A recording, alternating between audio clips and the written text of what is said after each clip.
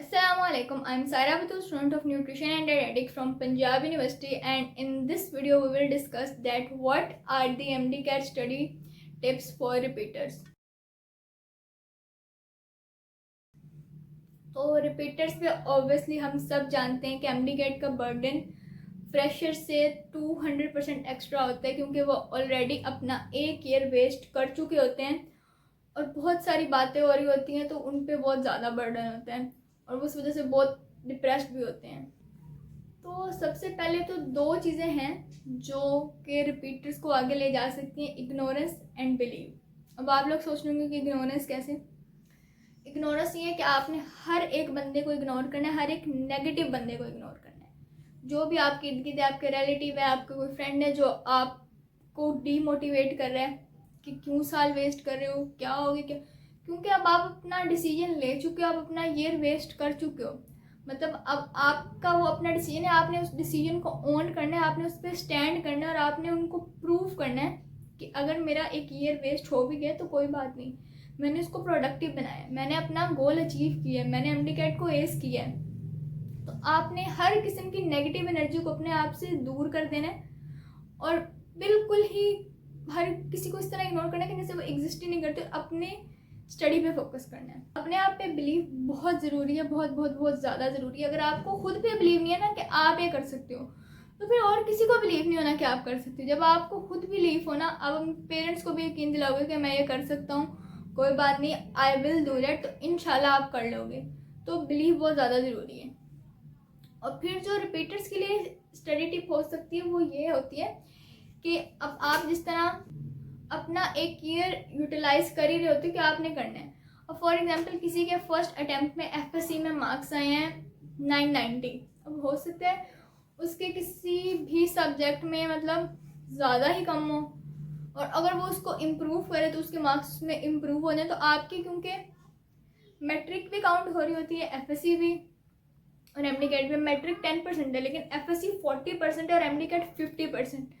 तो अगर आपके एफएससी के मार्क्स इंक्रीज हो तो आपके चांसेस होते हैं कि आपका एग्रीगेट भी इंक्रीज हो, बहुत ज़्यादा चांसेस होते हैं। चांसेस क्या ऐसा होता है, तो आप कोई वो सब्जेक्ट या एक या दो सब्जेक्ट को भी इम्प्रूव कर लो साथ, उससे आपकी एमडीगेट की भी तैयारी होती रहेगी और आपके एफएससी के मार्क्स भी इंक्रीज होंगे। फॉर एग्जाम्पल अगर आपके फर्स्ट अटैम्प्ट में 990 आए हैं तो आफ्टर इम्प्रूव हो सकते हैं 1000 हो जाए, हो सकते 1005 हो जाए।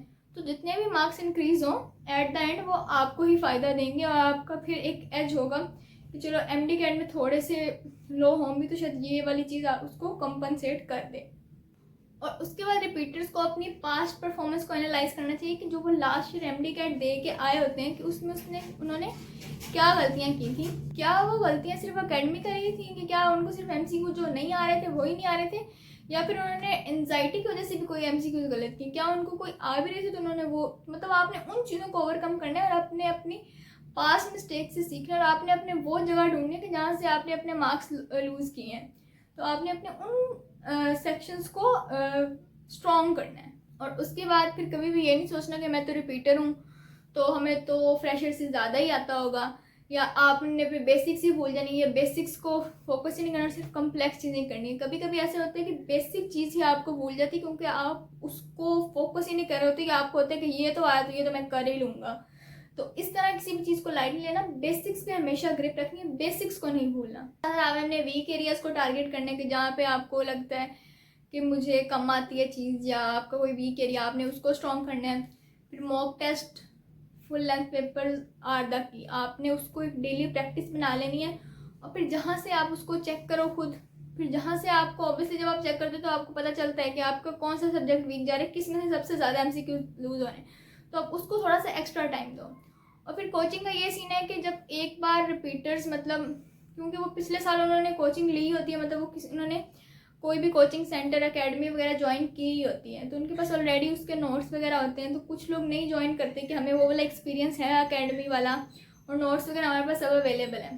तो अगर तो आपको लगता है कि आपको नहीं ज़रूरत तो आप मत ज्वाइन करो, लेकिन अगर आपको लगता है कि नहीं मैं अकेडमी में ही ज़्यादा पढ़ सकता हूँ या मेरी अकेडमी से ही ज़्यादा अच्छी प्रिपरेशन होती है, तो then go for it, academy जाएँ। और फिर आपने एक और चीज़ कंफर्म करनी है कि आप अपडेटेड स्टडी मटेरियल यूज़ कर रहे हो, कि बहुत चीज़ें होती हैं कि अगर आप हेल्पिंग हो, अगर आप उसमें इतने कॉन्शियस नहीं हो या आप कुछ बाय कर रहे हो वो पुराना हो, आपने अपडेटेड मटेरियल यूज़ करना है, वो ऑब्वियसली अपडेटेड मटेरियल अच्छा होता है।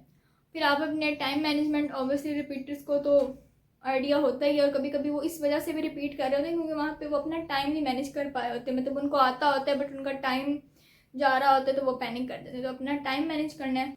और फिर थ्रू आवर जर्नी में, जैसे मैंने पहले कहा कि नेगेटिव एनर्जीज को दूर रखना है, और थ्रू आवर द जर्नी आपने पॉजिटिव रहना है, मोटिवेटेड रहना है, अपना लाइफस्टाइल हेल्दी रखना है, खाना अच्छा खाना है, फ्रेश एयर लेनी है, कोशिश करनी है कि जितना हो सके आप सो सके, क्योंकि टाइम नहीं मिल रहा होता, लेकिन स्टिल आपने अपनी स्लीप साइकिल को का ध्यान रखना है।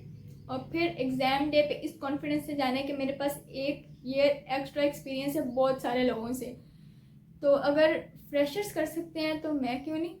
आई will definitely ace it and then you will gonna ace it. और students, do share my videos with all your friends in your study groups, in your class groups, because I want 100 subscribers done before 30th August, because उसके बाद मेरी university start हो जाएंगी तो मैं शायद daily post नहीं कर पाऊँ, तो I am posting daily and doing hard work. So Saira squad, it is your duty. So तब तक के लिए thank you so much. I hope you find my videos helpful. तब तक के लिए अल्लाह हाफिज़।